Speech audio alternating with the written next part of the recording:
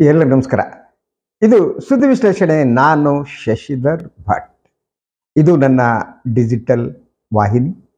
ಇದನ್ನು ಲೈಕ್ ಮಾಡಿ, ಸಬ್ಸ್ಕ್ರೈಬ್ ಮಾಡಿ, ಶೇರ್ ಮಾಡಿ, ಹಾಗೆಯೇ ಸಾಧ್ಯ ಆದರೆ ಸಹಾಯ ಮಾಡಿ. ಸ್ವತಂತ್ರ ಪತ್ರಿಕೋದ್ಯಮಕ್ಕೆ ತಮ್ಮ ಕೃಪಾಶೀರ್ವಾದ ಸದಾ ಇರಲಿ. ಇವತ್ತು ನಾನು ಒಂದು 2-3 ವಿಚಾರಗಳ ಕುರಿತು ತಮ್ಮ ಜೊತೆ ಮಾತನಾಡಬೇಕು. ಸೊ ಸಮಯದ ಅಭಾವದಿಂದ ಮಾತನಾಡೋದಕ್ಕೆ ಕಷ್ಟ ಆಗ್ಬೋದು, ಆದರೆ 2 ವಿಚಾರಗಳನ್ನ ನಾನು ಕೈ ಎತ್ಕೊಂಡಿದ್ದೇನೆ. ಅದನ್ನು ತಮ್ಮ ಜೊತೆ ಹಂಚ್ಕೋಬೇಕು. ಹಾಗೂ ಅದರ ಹಿನ್ನೆಲೆ ಏನಿದೆ ಅದರ ಬಗ್ಗೆ ಸ್ವಲ್ಪ ಚರ್ಚೆ ಮಾಡೋಣ. ಒಂದು, ಮೋದಿಯವರ ಗೆಳೆಯ ಟ್ರಂಪ್ ಅವರ ಇತ್ತೀಚಿನ ಕೆಲವು ತೀರ್ಮಾನಗಳು, ಅದು ಭಾರತಕ್ಕೆ ಸಂಬಂಧಪಟ್ಟಿದ್ದರಿಂದ, ಭಾರತದ ಮೇಲೆ ಪರಿಣಾಮ ಬೀರೋದ್ರಿಂದ, ಜೊತೆಗೆ ಟ್ರಂಪ್ ಅವರ ಆತ್ಮೀಯ ಸ್ನೇಹಿತ ಮೋದಿಯವರ ಮೇಲೆ ಪರಿಣಾಮ ಬೀರೋದ್ರಿಂದ ನಮ್ಮ ಮೇಲೂ ಪರಿಣಾಮ ಬೀರುತ್ತೆ ಅನ್ನೋದು, ಈ ಬಗ್ಗೆ ಮಾತನಾಡೋಣ. ಇನ್ನೊಂದು ನನಗೆ ಶಾಕಿಂಗ್ ಆಗಿ ಕಾಣೋದು, ಸೊ ಇವತ್ತೊಂದು ವರದಿ ಬಂದಿದೆ. ಮನ್ರೇಗಾ ಏನಿದೆ, ಮಹಾತ್ಮ ಗಾಂಧಿ ರಾಷ್ಟ್ರೀಯ ಗ್ರಾಮೀಣ ಉದ್ಯೋಗ ಯೋಜನೆ ಅಂತ ಏನು ಕರಿತೀವಿ, ಕನಿಷ್ಠ ಒಬ್ಬರಿಗೆ ಒಂದು ವರ್ಷದಲ್ಲಿ 100 ದಿನಗಳ ಕೆಲಸ ಕೊಡುವಂಥದ್ದು ಬಹಳ ಅದ್ಭುತವಾದ ಯೋಜನೆ ಅದು. ಅದನ್ನು ಮೋದಿ ಸಾಹೇಬರಾಗಲಿ, ಅವರ ಆಪ್ತರಾಗಲಿ, ನಾಗಪುರದವರಾಗಲಿ ಮಾಡಿದ್ದಲ್ಲ. ಈ ಯೋಜನೆಗೆ ಸುಮಾರು 3,000 ಕೋಟಿ ರೂಪಾಯಿ ಕೊಡದೇನೆ ಸೊ ತೀವ್ರ ರೂಪದ ತೊಂದರೆ ಆಗಿದೆ. ಮನ್ರೇಗಾ ಫಲಾನುಭವಿಗಳು ಯಾರಿದ್ದಾರೆ ಅವರಿಗೆ ದುಡ್ಡು ಕೊಡೋದಕ್ಕೆ, ಕೆಲಸ ಕೊಡೋದಕ್ಕೆ ಸಾಧ್ಯ ಆಗ್ತಿಲ್ಲ. ಈ 2 ವಿಚಾರದ ಬಗ್ಗೆ ಮಾತಾಡೋಣ. ಮೊದಲ ಟ್ರಂಪ್ ಸಾಹೇಬರು ನಮ್ಮ ಮೋದಿಯವರ ಗೆಳೆಯ, ಒಂಥರ ಸಂಖ್ಯಾ ಬಾಳೆಯ ಟೈಪ್ ಇದ್ರಪ್ಪ. ಏನಾಯ್ತು ಗೊತ್ತಿಲ್ಲ. ಮೊದಲು ಭಾರತ ಅವರಿಗೆ ಗೂಟ ಇಟ್ಬಿಡ್ಬೇಕು ಅಣ್ಣಯ್ಯ. 18,000 ಭಾರತೀಯರನ್ನ ಹೊರದಬ್ಬಾಗಿದೆ. ಅದು ಬಹಳ ಸಂತೋಷದಲ್ಲಿ ವಾಪಸ್ ಕರ್ಸ್ಕೊತೀವಿ ಅಂಥೇಳಿ ನಮ್ಮ ವಿದೇಶಾಂಗ ಇಲಾಖೆಯ ಯಾರು ವಕ್ತಾರರಿದ್ದಾರೆ, ಜೈಸ್ವಾಲ್, ಅವರು ಹೇಳಿದ, ಅವರು ಇಲ್ಲಿಗಲೂ ಕರ್ಸ್ಕೊತೀವಿ. ಆಯ್ತಾ, ಒಂದು ಹೊಡೆತ ಬಿತ್ತು. ಇನ್ನೊಂದು, ಮೆಕ್ಸಿಕೋ ಮತ್ತು ಅಮೇರಿಕಾದ ಗಡಿಯಲ್ಲಿ ಸುಮಾರು 2-3 ಲಕ್ಷ ಜನ ವೇಟ್ ಮಾಡ್ತಾರೆ ಅಮೇರಿಕದ ಒಳಗಡೆ ಎಂಟ್ರಿ ಪಡೆಯೋದಕ್ಕೆ. ಅದರಲ್ಲಿ ಒಂದು ಅಂದಾಜಿನ ಪ್ರಕಾರ 90,000ದಿಂದ 1 ಲಕ್ಷ ಜನ ಏನಿದ್ದಾರೆ ಅವರು ಭಾರತೀಯರು ಅಂತಿದ್ದಾರೆ, ವೇಟಿಂಗ್. ನಾವು they will have to come back. ಸೈನ್ಯವನ್ನು ಕೂಡ ಬಳಸಲಾಗ್ತಾ ಇದೆ. ಸೊ ಇದರ ಜೊತೆಗೆ ಇನ್ನೊಂದು ವರದಿ ಶಾಕಿಂಗ್ ಆಗಿ ನೋಡಿದೆ ನಾನು. ಅಮೇರಿಕಾದಲ್ಲಿರುವ ಭಾರತೀಯರು ಏನಿದ್ದಾರೆ ಅವರು ಫೆಬ್ರವರಿ 10ರ ಒಳಗಡೆ ತಾವು ಮಗುವನ್ನು ಮಾಡ್ಕೋಬೇಕು ಅಂತ ತರಾತುರಿಯಿಂದ ಆಸ್ಪತ್ರೆಗಳಿಗೆ ಹೋಗ್ತಿದ್ದಾರೆ. ಯಾಕೆಂದರೆ ಫೆಬ್ರವರಿ 10ರ ನಂತರ ಅಮೇರಿಕಾದಲ್ಲಿ ಹುಟ್ಟುವ ಮಕ್ಕಳೇನಿದ್ದಾರೆ, ಅಮೇರಿಕಾದಲ್ಲದೆ ಇರೋರು, ಫಾರ್ ಎಕ್ಸಾಂಪಲ್ ತಂದೆ ತಾಯಿ ಇಬ್ಬರು ಕೂಡ ಭಾರತೀಯರು ಅನ್ನಿ, ಸೊ ಇನ್ಯಾವುದೋ ದೇಶದವರು ಅನ್ನಿ, ಅವರಿಗೆ ಪೌರತ್ವ ಸಿಗಲ್ಲ. ಇಬ್ಬರಲ್ಲಿ, ತಂದೆ ತಾಯಿಯಲ್ಲಿ ಇಬ್ಬರಲ್ಲಿ ಒಬ್ಬರಿಗೆ ಅಮೇರಿಕಾದ ಪೌರತ್ವ ಇದ್ದು ಸಿಗುತ್ತೆ. ಇದು ಅಮೇರಿಕಾದಲ್ಲಿ ಇರುವ ಭಾರತೀಯರಿಗೆ ಅತಿ ಹೆಚ್ಚಿನ ತಲ್ಲಣವನ್ನು ಉಂಟು ಮಾಡಿದೆ. ಪಾಪ ಅಲ್ಲಿ ಕೆಲಸಕ್ಕಾಗಿ ಹೋಗಿದ್ದಾರೆ, ಅಲ್ಲಿ ಪೌರತ್ವ ಸಿಗುತ್ತೆ ಅಂತ ನಂಬಿದ್ದಾರೆ. ಈಗ ಮಗುವನ್ನು ಮಾಡ್ಕೋಬೇಕಂತ ಗರ್ಭಿಣಿಯರಾಗಿದ್ದಾರೆ, ಎಲ್ಲ ಆಗಿದ್ದಾರೆ. ಆದರೆ ಸಮಸ್ಯೆ ಅಂದರೆ ಫೆಬ್ರವರಿ 10ರ ನಂತರ ಡೆಲಿವರಿ ಆದರೆ ಆ ಮಗುಗೆ ಏನು ಮಾಡಬೇಕು, ಪೌರತ್ವ ಸಿಗಲ್ಲ. ಅವ್ರು ನೇತಾಕೊಂಡು ಇಲ್ಲಿ ಕರ್ಕೊಬರ್ಬೇಕಾ? ಏನು ಮಾಡಬೇಕು? ಒಂದು, ಈ 18,000 ಜನ ಈಗಾಗಲೇ ಹೊರಗೆ ಹಾಕಿದವರು. 2, ಮೆಕ್ಸಿಕೋ ಗಡಿಯಲ್ಲಿ ಕಾಯುತ್ತಿರುವ ಸುಮಾರು 1 ಲಕ್ಷ ಭಾರತೀಯರು. ಈಗ ಫೆಬ್ರವರಿ 10ರ ನಂತರ ಭಾರತೀಯ ದಂಪತಿಗಳಿಗೆ ಹುಟ್ಟುವ ಮಗು. ಎಲ್ಲರನ್ನ ಕರ್ಕೊಬಂದ್ಬಿಟ್ಟು ಕುಂಭಮೇಳದಲ್ಲಿ ಬಿಡ್ಬೇಕಷ್ಟೆ. ಏನು ಮಾಡ್ಬೇಕು ಹೇಳಿ? ಯಾಕೆ ಅಮೇರಿಕಾ ಕನಸು ಕಾಣ್ತಾ ಜನ ಹೋಗ್ತಾರೆ? ಯೋಚನೆ ಮಾಡಿ. ಇಲ್ಲಿ ಕೂತ್ಕೊಬಿಟ್ಟು ಭಾರತೀಯ ಸಂಸ್ಕೃತಿ ಅಂತ ಹೇಳ್ತಾ ಮಾತಾಡ್ತಾ ಕೆಲಸ ಹುಡ್ಕೊಂಡು ಅಮೇರಿಕಕ್ಕೆ ಹೋಗ್ತಾರೆ. ಅಮೇರಿಕದಲ್ಲಿ ಕೂತ್ಕೊಂಡು ಇಂಡಿಯನ್ ಡೈಸ್ಪೋರಾ ಅಂತ ಹೇಳ್ಬಿಟ್ಟು ಮೋದಿ ಜೈ ಜೈ ಜೈ ಅಂದ್ಕೊಂಡು ಕೂತಿರ್ತಾರೆ. ಈಗ they will have to come back. ನಾ ಭಾಳಷ್ಟು ಜನ ವಾಪಸ್ ಬರಬೇಕಾಗಿದೆ. ಬಂದ್ಬಿಟ್ಟು ಉಳಿಯೋದೇನು ಅಷ್ಟೇ, ವಿಭೂತಿ ಬಡ್ಕೊಂಡು ಇನ್ನು ಹತ್ಕೊಂಡು ನಾಗಾ ಸಾಧುಗಳ ಜೊತೆ ಕುಂಭಮೇಳಕ್ಕೆ ಹೋಗ್ಬೇಕು. ಅಥವಾ ಅವ್ರನ್ನೆಲ್ಲ ನಾಗಾ ಸಾಧುಗಳನ್ನ ಮಾಡಿಬಿಡೋದು.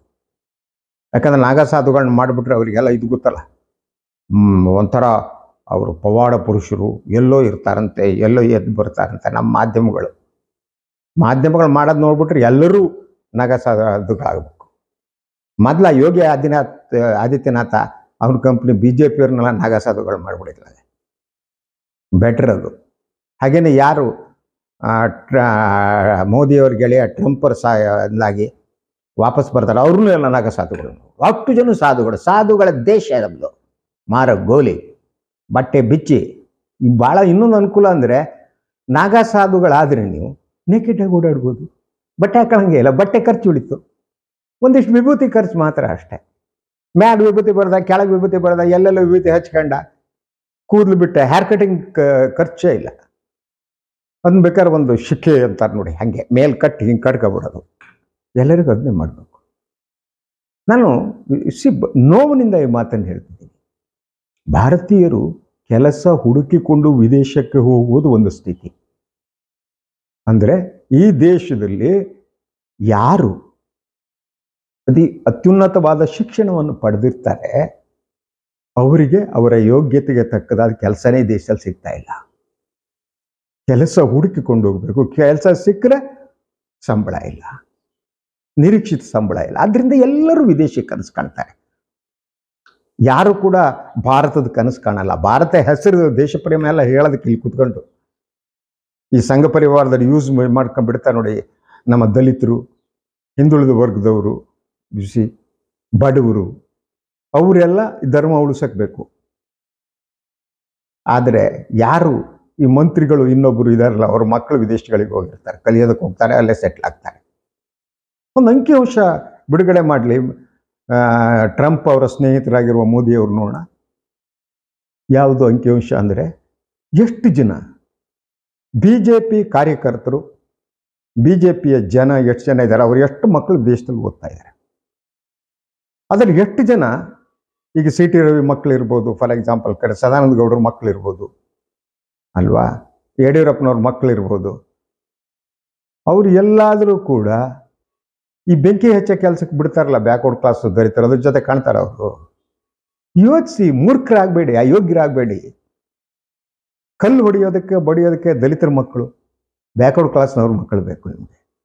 ಧರ್ಮ ಉಳಿಸೋದು ಅಂತೇಳಿ ಅವರಿಗೆ ಎಲ್ಲರಿಗೂ ಕೂಡ ನಾವೆಲ್ಲ ಹಿಂದೂ ಅಂತ ಹೇಳ್ಬಿಟ್ಟು ಅವರ ಕುತ್ತಿಗೆ ಮೇಲೆ ಕೇಸರಿ ಶಾಲ್ ಹಾಕ್ಬಿಟ್ಟು ರಸ್ತೆಯಲ್ಲಿ ಬಿಟ್ಬಿಟ್ಟು ಯಾರು ಏನು ಹೊತ್ಕೊಂಡು ಹೋಗ್ತಿದ್ದಾನೆ, ಕತ್ತೆ ಯಾರು ತಗೊಂಡು ಹೋಗ್ತಾರೆ, ಆಕಳ ಯಾರು ತಗೊಂಡು ಹೋಗ್ತಾರೆ ನೋಡ್ಬಿಟ್ಟು ಹೊಡೆಯೋದು ಬಿಡಿಯೋದು ಬೇಕಾಗ್ಯದ. ಉಳಿದ ಶ್ರೀಮಂತರ ಮಕ್ಕಳುಗಳೆಲ್ಲ ಅವರು ವಿದೇಶಕ್ಕೆ ಹೋಗೋದು, ವಿದ್ಯಾಭ್ಯಾಸ ಮಾಡೋದು, ಅಲ್ಲೇ ಕೆಲಸ ತಗೊಳ್ಳೋದು, ಸೆಟ್ಲ್ ಮಾಡೋದು. ಸೊ ಈ ಪರಿಸ್ಥಿತಿಯಲ್ಲಿ ಏನು ಮೋದಿ ಸಾಹೇಬರು 18,000 ಜನರನ್ನ ವಾಪಸ್ ಕರೆಸ್ಕೋಬೇಕಾಗಿದೆ. ಈಗ ಈ ಸಿಚುವೇಶನ್ ಒಂದು ಮಾತನ್ನು ನಾನು ಎಕ್ಸ್ಪೆಕ್ಟ್ ಮಾಡ್ತಿದ್ದೆ. ಟ್ರಂಪ್ ಅವ್ರ ಹತ್ರ ಮಾತಾಡ್ಬಿಟ್ಟು ಈ 18,000 ಜನ ಭಾರತೀಯರಲ್ಲಿ ಇದ್ದಾರೆ, ಅವ್ರಿಗೇನಾದರೂ ಮಾಡಿ ಅಂದ್ಬಿಟ್ಟು ನಮ್ಮ ವಿದೇಶಾಂಗ ಕಾರ್ಯದರ್ಶಿ ಇದಕ್ಕಿದ್ದಾಗೆ ಅವರು ಅಕ್ರಮ ವಲಸೆಗಾರರು, ನಾವು ವಾಪಸ್ ಕರ್ಕೊತಿದ್ದೀವಿ. ಹಾಳಾಗೋಗ್ಲಿ, ಭಾರತದೊಳಗಿರುವ ಅಕ್ರಮ ಬಾಂಗ್ಲಾದೇಶಿಗಿರೋದು ಅವ್ರನ್ನ ಹೊರಗೆ ಕಳಿಸಿ. ಮೊದಲು ಆಗುತ್ತಾ ನಿಮ್ಮ ಯೋಗ್ಯತೆಗೆ? ಹ್ಯಾಕೆ ಬಂದರು ಅವರು? 10 ವರ್ಷದಿಂದ ನೀವೇ ಹರ್ಕೊಂಡು ಕೂತಿತ್ತಾನೆ ಇಲ್ಲಿ ಊಟ ಹೊಡ್ಕೊಂಡು ಕುರ್ಚಿಲಿ. ಹೇಗೆ ಭಾರತ ಒಳಗಡೆ ಅಕ್ರಮ ವಲಸಿಗರು ಬಂದರು? ಬಾಂಗ್ಲಾದೇಶಿಯರು ಗಡಿಲೇನು ಕೂತ್ಕೊಂಡು ಏನು ಮಾಡ್ತಾ ಇದ್ರಿ ಅಲ್ವಾ? Will have to question. ನಾವು ಪ್ರಶ್ನೆ ಮಾಡಬೇಕು. ನಾವು ಪ್ರಶ್ನೆ ಮಾಡಲ್ಲ. ನಾವಂತ ನಮ್ಮ ಸಂಸ್ಕೃತಿನೇ ಬೇರೆ. ನಾವು ಪೂಜೆ ಮಾಡೋದು, ಧ್ಯಾನ ಮಾಡೋದು, ಪ್ರಾರ್ಥನೆ ಮಾಡೋದು, ನಾವು ಪ್ರಶ್ನೆ ಮಾಡೋದು ಮರ್ತ್ಬಿಟ್ಟಿದ್ದೀವಿ. ಇಲ್ದಿದ್ರು ಹೋಗ್ಲಿ ಕುಂಭಮೇಳದಂಗೆ ಮೇಳಗಳ ಮಾಡ್ಕೊಂಡು ಕುಣ್ಕೊಂಡು ಜೈ ಜೈ ಜೈ ಅಂದ್ಕೊಂಡು ಅಯೋಗ್ಯ ಹೋಗ್ಬಿಟ್ಟಿದ್ಕೊಂಡ್ರಿ ನಾವು. ಯೋಗ್ಯರಾಗೇ ಇಲ್ಲ. Yes, I come to the second subject. ನಾವು ಅದು ಮನ್ರೇಗಾಕ್ಕೆ ಸಂಬಂಧಪಟ್ಟಿದ್ದು ಸುದ್ದಿ. ಇವತ್ತಿಲ್ಲಿ ಸುದ್ದಿ ಹೀಗಿದೆ: no additional allocation for MNREGA wages delayed ಅಂತ.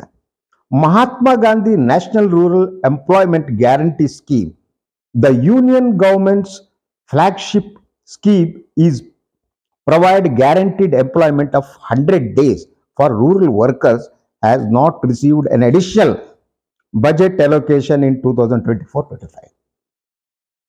So ಗ್ರಾಮಾಂತರ ಪ್ರದೇಶದ ಕೂಲಿ ಕಾರ್ಮಿಕರಿಗೆ ಅವ್ರ ಬದುಕಿಗೆ ಸಂಬಂಧಪಟ್ಟಿದ್ದು ಈ ಯೋಜನೆ ರೂಪಿಸೋದು 100 ದಿನಗಳ ಕೆಲಸ ಅವರಿಗೆ.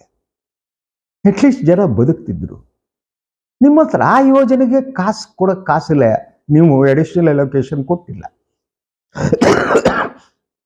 ಅದು 2024-25ರಲ್ಲಿ ಸುಮಾರು 3,000 ಕೋಟಿಗೂ ಹೆಚ್ಚು ಹಣ ಕೊಡಬೇಕಾಗಿದೆ.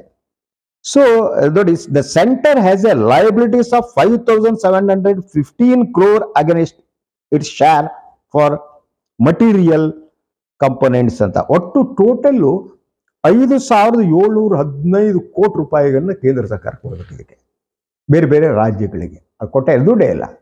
ದುಡ್ಡೆಲ್ಲ ಅದಾನಿ ಎತ್ಕೊಂಡು ಹೋದ್ನಲ್ರಿ, ಅಂಬಾನಿ ಎತ್ಕೊಂಡು ಹೋದ.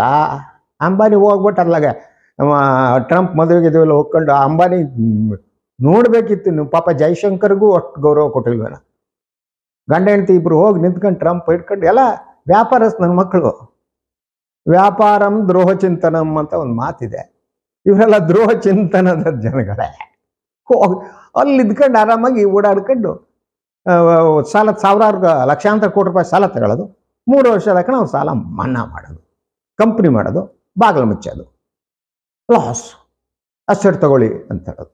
ಇನ್ನೂ ಹೆಚ್ಚು ಕಮ್ಮಿ ಆದರೂ ದಿವಾಳಿ ಅಂತ ಒಂದು ಸರ್ಟಿಫಿಕೇಟ್ ತಗೊಬಿಟ್ರೆ ತಿಂದಿದ್ದೆಲ್ಲ ಹೋಯ್ತು, ಜೀರ್ಣ ಆಗಿ ಹೋಗ್ಬಿಡುತ್ತೆ. ಆದರೆ ಈ ರೂರಲ್ ಇಂಥ ಒಂದು ಅದ್ಭುತವಾದ ಸ್ಕೀಮ್ ನಡೆಸೋ ಯೋಗ್ಯತೆ ಇಲ್ವಲ್ಲ ನಿಮಗೆ? ಬಡ ಜನ 100 ದಿನದ ಕೆಲಸ, ಅವ್ರಿಗೆ ಟೈಮಿನ ದುಡ್ಡು ಕೊಟ್ಟಿಲ್ಲ ಅಂತಾದರೆ, ವೇಜಸ್ ಕೊಟ್ಟಿಲ್ಲ ಅಂದರೆ ಯಾವ ಸೀಮೇರಿ ನಿಮ್ಮ ಆದ್ಯತೆಗಳು ಯಾವುದಕ್ಕಪ್ಪ? ಮಾತಾಡೋಕ್ಕೆ ಹೋದರೆ ನಿರ್ಮಲಕ್ಕ ಹೇಳ್ಬಿಡ್ತಾರೆ, ನಾವೇನು ತಿನ್ನಲ್ಲ ಕಣ್ರಿ, ನಾವು ಉಪವಾಸ ಮಾಡ್ತೀವಿ ನೀರು ಕುಡ್ಕೊಂಡು. ನೀವು ಹಾಗೆ ಮಾಡಿ ಗ್ರಾಮಾಂತರ ಪ್ರದೇಶ ಜನ, ನಾವು ಮಾಡಲ್ವೇ? ನಾವು ಈರುಳ್ಳಿ ತಿನ್ನಲ್ಲ, ಬೆಳ್ಳುಳ್ಳಿ ತಿನ್ನಲ್ಲ. ಈರುಳ್ಳಿ ಬೆಳ್ಳುಳ್ಳಿ ತಿಂದರೆ ಏನೋ ಆಗ್ಬಿಡುತ್ತೆ, ಅದು ನಿಜ. BJPಯವರೆಲ್ಲ ಈರುಳ್ಳಿ ಬೆಳ್ಳುಳ್ಳಿ ತಿಂದೇ ಇರೋದು ಒಳ್ಳೆಯದು. ಯಾಕೆ ಅಂತ ನಾನು ಬಿಡಿಸಿ ಹೇಳಲ್ಲ. ನೀವು BJPಯಲ್ಲಿ ಇರುವವರದೆಲ್ಲ ಕಾರ್ಯ ವಿಧಾನಗಳನ್ನು ಗಮನಿಸಿದ್ರೆ ಅವ್ರು ಬೆಳ್ಳುಳ್ಳಿ ಈರುಳ್ಳಿ ತಿಂದೇನೆ ಈಗೇನು ಆಟ ಆಡ್ತಾರೆ, ಎಲ್ಲೆಲ್ಲ ಹೊಂಟೋಗ್ಬಿಡ್ತಾರೆ. ಆದ್ದರಿಂದ ನಿರ್ಮಲಕ್ಕ ಅದನ್ನ ಹೇಳಬೇಕು BJPಯವರಿಗೆಲ್ಲ, ಸ್ವಲ್ಪ ತಿನ್ಬೇಡ್ರಪ್ಪ ಈರುಳ್ಳಿ ಬೆಳ್ಳುಳ್ಳಿ ಎಲ್ಲ ವ್ಯತ್ಯಾಸ ಆಗುತ್ತೆ ಅಂತ ಅಲ್ವಾ? ಆ ಸ್ಥಿತಿ ಬಂದು ನಿಂತಿದೆ ಇವತ್ತು. ಏನಿವೆ ಮನ್ರೇಗಾದ್ದು ಎಸ್ ಭಾಳ ಸರ್ಕಾರ ಗಂಭೀರವಾಗಿ ಆ ಎಲೋಕೇಶನ್ ಏನಿದೆ ದುಡ್ಡು ಬಿಡುಗಡೆ ಮಾಡಬೇಕು. ಅದು ಸಾಮಾನ್ಯ ಜನರಿಗೆ ತೊಂದರೆ ಆಗುತ್ತೆ. ಇದರಿಂದ government should not do like that ಅಲ್ವಾ? ಅದನ್ನು ಮಾಡಬೇಕು. ನಮ್ಮ ಆದ್ಯತೆ ಭಾಳ ಮುಖ್ಯ ಕಣ್ರಿ. ನಾವು ಯಾರ ಪರವಾಗಿದ್ದೇವೆ ಅನ್ನೋದು ಭಾಳ ಮುಖ್ಯ, ಯಾರ ಪರವಾಗಿ ಕೆಲಸ ಮಾಡ್ತೀವಿ ಅನ್ನೋದು ಭಾಳ ಮುಖ್ಯ. ನಾನು ಒಂದು ಕೈಲಿ ದೇವ್ರು ಹಿಡ್ಕೊಬಿಟ್ಟು ಅದಾನಿ ಪರವಾಗಿ ಏನೋ ಅಂಬಾನಿ ಪರವಾಗಿ ಕೆಲಸ ಮಾಡಿದರೆ ದೇಶ ಉಳಿಯುತ್ತೇನ್ರಿ? ಅದಾನಿ ಅಂಬಾನಿ ಶ್ರೀಮಂತರ ಮೇಲೆ ಶ್ರೀಮಂತ ಆಗ್ತಾ ಹೋಗ್ತಾರೆ. ಸಾಮಾನ್ಯ ಜನ ಇಲ್ಲಿ ತರಕಾರಿ ತಗೊಳಕ್ಕಾಗ್ದಿರೋವನು, ಹಾಲು ತಗೊಳಕ್ಕಾಗ್ದಿರೋವನು ಅಲ್ವಾ, ದಿನಸಿಗಳನ್ನ ತಗೊಳಕ್ಕಾಗ್ದಿರೋವನು, ಮಕ್ಕಳಿಗೆ ಕೆಲಸ ಇಲ್ಲದೇ ಬಿದ್ದಿರುವಂಥ ಸ್ಥಿತಿ, ಅಂಥ ಜನ ಏನು ಮಾಡಬೇಕು? ಅವರು ನಿಮ್ಗೆ ಯಾಕೆ ಆದ್ಯತೆ ಆಗಲ್ಲ? ಒಬ್ಬ ಸಾಮಾನ್ಯ ಕಾರ್ಮಿಕರಿಗೆ ಅವನಿಗೆ ಬರೋ ವೇಜಸ್ ನೀವು ಕೊಡೋ ಯೋಗ್ಯತೆ ಇಲ್ಲ ಅಂದ್ರೆ ಒಂದು ಸರ್ಕಾರಕ್ಕೆ 100 ದಿನ ಅವನಿಗೆ ಕೆಲಸ ಕೊಡ್ತೀರಿ, 300 ದಿನ ಏನು ಕೊಡಲ್ವಲ್ಲ. ಆ 100 ದಿನ ಕೆಲಸ ಮಾಡಿ ವೇಜಸ್ ಕೊಡದೇ ಇದ್ದರೆ ಅವ್ನು ಎಲ್ಲೂ ಹೋಗ್ಬೇಕು, ಯಾರು ಕಾಲಿಡಿಬೇಕು, ಯಾರಿದ್ರು ಇದು ಮಾಡಬೇಕು ಹೇಳಿ? ಆದ್ಯತೆ ಮೇಲೆ ಬಿಡುಗಡೆ ಮಾಡ್ಬೇಕಲ್ವಾ? ಆದರೆ ನಿಮ್ಮ ಆದ್ಯತೆ ಬೇರೆ. ಆ ಕುಂಭಮೇಳಕ್ಕೆ ಎಷ್ಟು 1,000 ಕೋಟಿ ಖರ್ಚಾಯ್ತಾ ಗೊತ್ತಿಲ್ಲ. ಅದನ್ನ ಬೇಡ ಮಾಧ್ಯಮಗಳನ್ನ ಹಿಡ್ಕೊಬಿಟ್ಟು ಆ ಯೋಗಿ ಆದಿತ್ಯನಾಥ್ ಪ್ರತಿ ಚಾನಲ್ಲು 1 ಅವರ್ ಇಂಟರ್ವ್ಯೂ. ನನ್ನ ಮಗ ನ್ಯೂಸ್ 18 ಕೂತ್ಕೋತಾರೆ ಬಂದು NDTVಯಲ್ಲಿ ಆ ಪ್ರಶ್ನೆಗಳು, ಅಯ್ಯೋ ಅವರೇನೋ ಮಹಾತ್ಮ ದೇವಲೋಕದಲ್ಲಿ ಇಳಿದು ಬಂದವರು, ಇವರು ಹುಳುಮಾನವರು ಅನ್ನೋ ಟೈಪ್ ಕ್ವಶನ್ ಕೇಳೋದು. ನೀವು ಅದನ್ನು ನೋಡಿದ್ರೆ ಉರಿಯುತ್ತೆ ಕೆಳಗಡೆ. ಯೋಗಿ ಆದಿತ್ಯನಾಥ್ ಅವರೇ, ಇಂಥ ಅದ್ಭುತವಾದ ಕುಂಭಮೇಳವನ್ನು ತಾವು ಹೇಗೆ ವ್ಯವಸ್ಥೆ ಮಾಡಿದಿರಿ? ಈ ಕುಂಭಮೇಳಕ್ಕೆ ನಿಮಗೆ ಯಾವ ದೇವರ ಆಶೀರ್ವಾದ ಇತ್ತು? ಯಾವ ದೇವರು ಇಳಿದು ಬಂದು ನಿಮ್ಗೆ ಆಶೀರ್ವಾದ ಮಾಡ್ದ? ಹೇಳದ ಅವ್ರು ಇನ್ನೇನಲ್ಲ, ಇದು ಮೋದಿಯವರ ಚಿಂತನೆ, ಮೋದಿಯವರ ಚಿಂತನೆ, ಅವರ ಆಶೀರ್ವಾದದಿಂದ ಇಂಥದನ್ನು ಮಾಡದೆ. ಚರ್ಚೆ ಮಾಡೋ ವಿಚಾರ ನನ್ರಿ. ಅನ್ನ ಇಲ್ಲ, ನೀರಿಲ್ಲ, ಸಾಯ್ತಿದ್ದಾರೆ, ಅತ್ಯಾಚಾರ ನಡೀತಾ ಇದೆ, ಕಳ್ಳತನ ನಡೀತಿದೆ, ದರೋಡೆಗೆ ಜಾಸ್ತಿ ಆಗಿದ್ದಾರೆ. ಇಂಥದ್ರ ಬಗ್ಗೆ ಮಾತನಾಡೋದು ಇಟ್ಕೊಬಿಟ್ಟು ಯಾರ ಆಶೀರ್ವಾದ? ಈ ಸ್ಥಿತಿಗೆ ಬಂದಕ್ಕೂ ಚಪ್ಪಲಿ ಹೊಡ್ಕೋಬೇಕು ಕಣ್ರಿ ದೇಶದಲ್ಲಿ ನಾವು. ಅದೊಂದೇ ದಾರಿ ಇರೋದು ಅನ್ಸುತ್ತೆ. ಎನಿವೆ, ಇದಾಗಿತ್ತು ಇವತ್ತಿನ ಸುದ್ದಿ ವಿಶ್ಲೇಷಣೆ. ಇನ್ನೊಂದು ವಿಚಾರದೊಂದಿಗೆ ಮತ್ತೆ ಬರ್ತೀನಿ. ನನ್ನ ಮೈನ ಲೈಕ್ ಮಾಡಿ, ಸಬ್ಸ್ಕ್ರೈಬ್ ಮಾಡಿ, ಬೆಲ್ ಐಕಾನ್ನ ಪ್ರೆಸ್ ಮಾಡೋದಕ್ಕೆ ಮರಿಬೇಡಿ. ಹಾಗೆಯೇ ಸಾಧ್ಯ ಆದರೆ ಸಹಾಯ ಮಾಡಿ. ಸ್ವತಂತ್ರ ಪತ್ರಿಕೋದ್ಯಮಕ್ಕೆ ತಮ್ಮ ಬೆಂಬಲ ಸದಾ ಇರಲಿ. ಎಲ್ಲರಿಗೂ ಕೂಡ ನಮಸ್ಕಾರ.